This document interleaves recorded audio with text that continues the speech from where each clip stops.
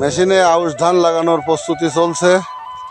আমাদের কায়ুম ভাই তার মেশিনে সুন্দর করে চারা উঠাচ্ছে। এখনই শুরু হবে আমার আউশ ধান লাগাবো। হ্যাঁ, একদম পিছনে নিয়ে আসেন, একবারে পিছন থেকে শুরু করেন।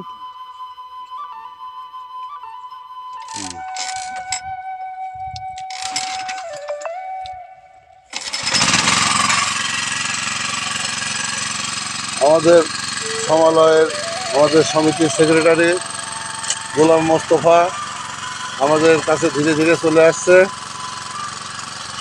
হ্যাঁ, আমরা সমালয় করেছি। আগামীকাল জেলা প্রশাসক সাহেব উদ্বোধন করবেন ধান কাটা। তার সব কিছুর মূলে আমাদের গোলাম মোস্তফা। বাবা গোলাম মোস্তফা, কেমন লাগছে তোমার ধানের ফলন ভালো হতে? খুব ভালো। যাক, আমাদের কায়ুম ভাই এখন স্টার্ট দেবে। বিসমিল্লাহির রহমানির রহিম।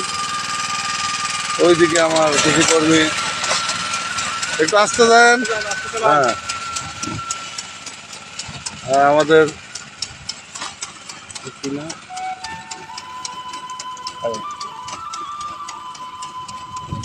ভাইকিনা এদিকে এসো।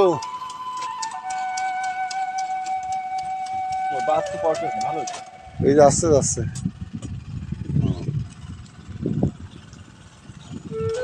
আমাদের সুজন অনেক কষ্ট করে জমিটা প্রস্তুত করেছে। ওই দিকে আর একটা ফাঁকা জমি দেখছেন, ওইটাও প্রস্তুত। ওই মাঠেও আরও 2 বিঘা। আমাদের সুজন অনেক পরিশ্রম করে ধানের মাঠটা প্রস্তুতি করেছে।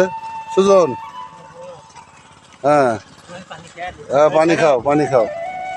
কেমন লাগছে বয়? কিছু খেয়ে না, এখানে পানি নিয়ে আসি তো। বয় আমাদের খাদক, কি নাম তোর? আলম রোহিঙ্গা। এখনই খাবে, সে একটু আগেই ভাত খাইছে। আমাদের আবার ভাত খাওয়ার প্রতিযোগিতা হবে। এখন 3 জনার ভাত বেঁচে আছে, এই ভাতটা সে খাবে।